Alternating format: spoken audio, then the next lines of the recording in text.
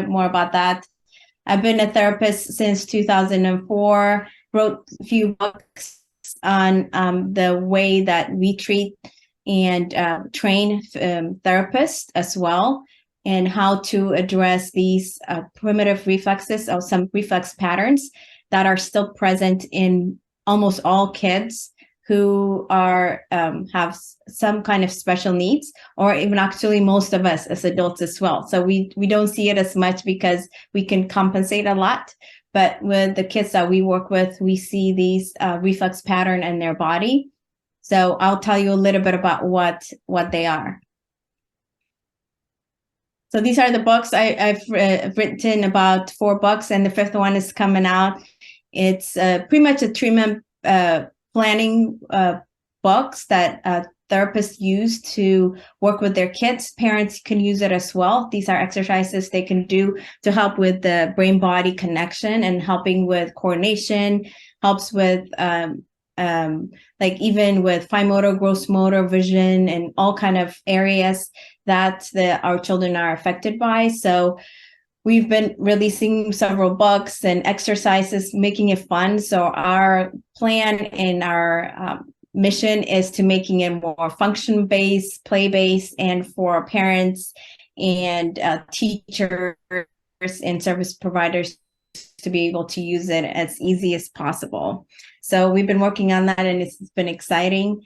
So for today, what I wanted to talk about is what are primitive reflexes. So these reflexes are they're involuntary movement patterns and pretty much controlled by the brainstem, which is the lower part of our brain. And they are executed without reaching our conscious part of the brain. So these are movement patterns that all of us are born with, that we should have. And the way the brain is developed, I'm going back to the science space, but I'm going to make it really basic to make sense why we need to address this. I'm going to need to move this. Hopefully you don't see this. It doesn't distract you. But so the way the brain hierarchy, how the brain develops is from the bottom up, and the brainstem, then the midbrain, and then we have the limbic and the cortical area. So what happens is in the early development part of it, when the kids are developing, and the brain, the reptilian, it's called that area is called the reptilian, mammalian, the feeling, thinking brain, and the feeling brain and the thinking brain. Okay, so if you're thinking about it, the way the brain develops is from the bottom up, right? And these reflex patterns are in the bottom part of the brainstem level of the brain, and it's that brainstem level, the reptilian brain is important, is responsible like for survival, safety, heart rate, blood pressure, temperature, anything that we cannot control that we need our body to be able to control in order for us to function. And that's where we also have these reflex patterns. And after that, when the child develops, we go into the motor movement, sensory processing goes on top of that.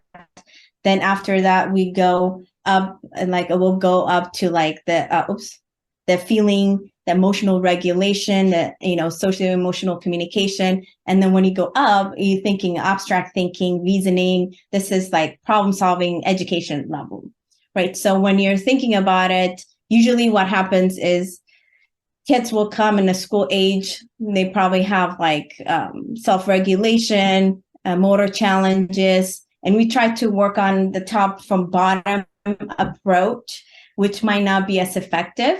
So the way that, the one we teach is to really go back into foundational level and see what we're missing and what's affecting the brain from developing and impacting the child from moving further. So that is pretty much the idea, and making sure like there are these reflexive movement patterns that are present throughout this year, their childhood, even as an adulthood. So we can even test adults and see these reflexes, and then it will affect the upper level, right? So you can go from the top down, but you can see how hard it is. So think of it like working the foundational level. And the reptilian brain, like the brainstem level, that's where these reflexes are housed, right? So what are they? So these are, you're familiar with them. If you're a parent, you've seen it. If you're a parent, you've seen it. This is involuntary patterns that are already in utero. Even in ultrasound, you can see them. It's the way that the body, the baby survives the first few years, because without it, babies would not survive, right? They need to, when you stroke their cheeks, they turn and they search for food, and they suck and swallow, right? And they hold their hand and then they grab, they turn their head like this to one side, and you see this fencing movement. And pretty much the way you look, the best way I can, give analogy for people is thinking of it as like a code, like in a computer. Like we have these codes, movement codes that we're born with.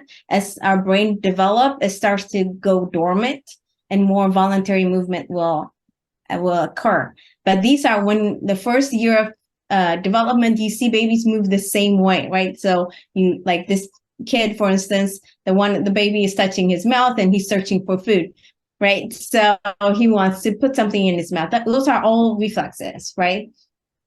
So what usually happens are they don't go away. They become dormant. They don't become dormant, and you start to see the upper level of development being affected, whether it's motor movement and sensory regulation, repetitive, every other things you can see, developing from that.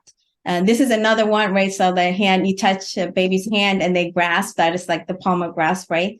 And for eating, for survival. So each primitive reflex has its own benefit, and it's a building block to infants' future movement, perception, and all kind of development, even to get to the cortical, the thinking brain. So there are some reflexes, for instance, it helps with self-regulation, fight or flight. And if that is still present in the child, you will see auditory processing issues, not being able to calm self down. Noises can be hard. It's so many things because the body's still reacting in that way. But that reflex is, for instance, very important at the beginning because it helps the child take its first breath, and it has its own purpose, right? But afterwards, though, we want to see it become dormant. So I'm telling you this so when you're doing research or doing treatment, to start to think about like what these reflex can be. So the reflex, for instance, the moral reflex is the one I was talking about. This reflex is called the moral reflex. Is the first reflex that helps the baby take a breath when they're born. Like when they come out, they tap their kid, they start to taking in their breath, and then you see this reaction. It's necessary. Without it, the baby will not take its breath, so it's necessary. After about 3-4 months, it should become dormant and not be active in the body or the brain. But if it does stay afterwards, it will have its own consequences, right? And then there's another reflex called the STNR, symmetrical tonic neck reflex. When the head looks up and down, the body responds. There's a motor response. Like every time the head goes down, the body responds this way. The upper body crumbles, like flexes. The lower body extends like this. It has two positions, for instance. And in order for a kid to crawl, this reflex, for instance, has to integrate. Right. And this is when you start to see most of our clients not crawling or skipping, or something is happening that they're not going through this developmental progression. This is, a lot of people know this reflex, for instance, the ATNR is every time they turn the head, they go like this, right? But then it has its own purpose too, like it helps with rolling and eye-hand coordination. But if it stays and the more longer than it should, it will affect hand coordination. It will affect ability for auditory processing, depth perception, visual skill, tracking, reading, like the list will go on. But then if you go down the foundational level, as therapists start to work with them, and we can start to screen and to see where to begin. There's another reflex called the TLR as well. And then there's a lot of lists, right? So of different reflexes. This reflex, for instance, helps us with front and back part of our bodies, and it will help with posture, standing, walking, and all those kind of reflex as well. So you see like kids going through these developmental milestone. For a trained eye, you'll see them. We will see whether or not the brain is integrating and they're going through these milestones. So as a parent, when you start to see your kids skipping, I know it's your first time parent, it's hard to know what these milestones will be, but making sure that you kind of tracking, seeing how they're developing is a good idea. And what you can do is maybe get from CDC or your doctor looking at different milestone, see if your child is crawling, even going back, even if they're older, going back and checking whether or not if they went through these milestone or not. That gives you an idea of their brain development, because the good thing is, oops, I'm going to skip that one. The good thing is like, I'm going to go back here. The good thing is the brain is always developing, and you can always go back and rewire the brain. So I've worked with adults as well as like teens, and also adults like 51, 60, like older adults as well, that we can still go back, work on the brain. So it doesn't mean like because they missed it once they can't go back, but it just helps you to know to track your child's development. So as a parent, you can start to do that, like going back and noticing, like, did it take long to crawl, or did it, in what was happening? So what can we do as intervention moving forward? And some will ask why these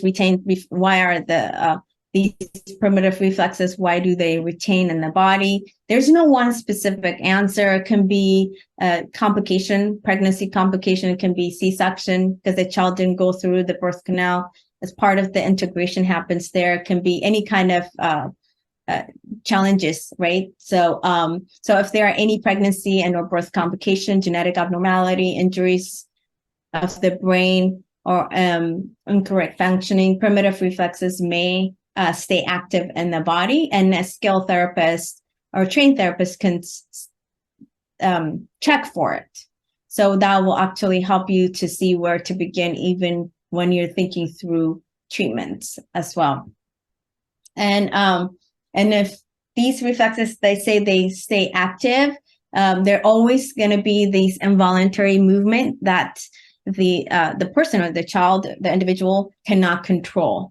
So usually we'll say like, even it's very helpful actually to know that, because you would usually most kids are misdiagnosed for behavior, while it's actually their body is not functioning, or they're processing at the same speed, or they will initiate a movement and then they're responding differently, right? So it's involuntary. They cannot control it. If it's a reflex, means it's involuntary, right? It's not going to the cortical brain. It's just every time they turn their head to right or left, the body might be moving. You will see that a lot with like copying from the board, writing, not being able to track, or skipping while they're reading, any of that. So it's an involuntary, so it's going to be difficult, and then it's not a behavior. So it might be later on, because of frustration, learned behavior, or learned helplessness, it will turn into a secondary symptom of behavior. But as a therapist, I know I'm not talking to therapists, but our role is to figure out the foundational level, what is really causing this challenge for this individual, right? So, and these reflexes can appear in different ways. It can be, they can appear in the way they move. It can be the way they react to stimuli, or it can be the way they behave, right?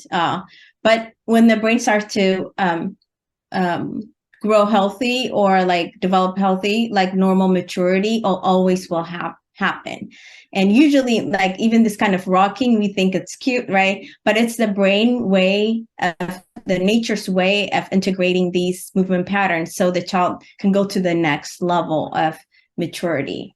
And you see the child going through movement patterns that are considered natural and instinctive, while assisting the brain and integrating these primitive reflexes. Usually, you don't even consider working on it because they're naturally doing this, right? So, but for us, it would be to notice where the hole is, like where the milestone they had a hard time with, and going back and retraining the brain again. And it is possible. It might take time, but it is possible to do as part of the treatment approaches.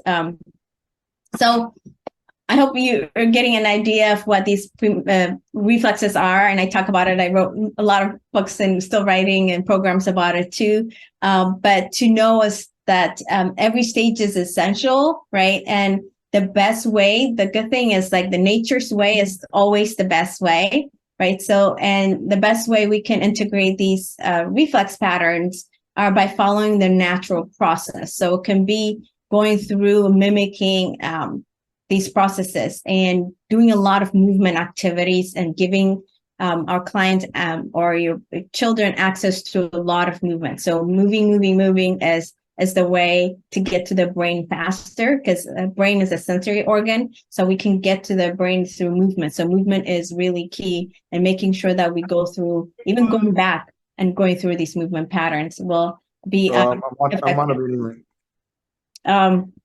So even in therapy, you see therapists mimicking different movement, like rolling and crawling and all those activities. That is, and hope of, or also their goal is to go to work on this brain level, brain body connection. And we've seen a lot of results from it. And as parents, as you're looking for services around you, it's something you can start to ask and wonder, and even screen to find out if you can see these movement patterns.